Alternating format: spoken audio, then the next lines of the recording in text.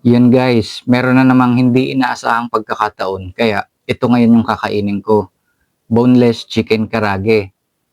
Wow! Hindi inaasahang pagkakataon dahil kusa lang napunta sa akin at hindi ko binili. Kaya hindi ko sinasadya. Dahil kung sinadya ko, edi sana bumili ako. Dalawang chicken boneless karage, isang sweet and spicy at isang zesty garlic.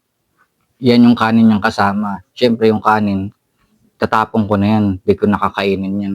Kinuha ko lang yung manok. Tapos meron siyang chicken skin. Ito yung suka niya para sa chicken skin. Kaya bali 3 variant na yan. Meron pa siyang kasamang isang itlog. Tara, tikman natin kung matunog.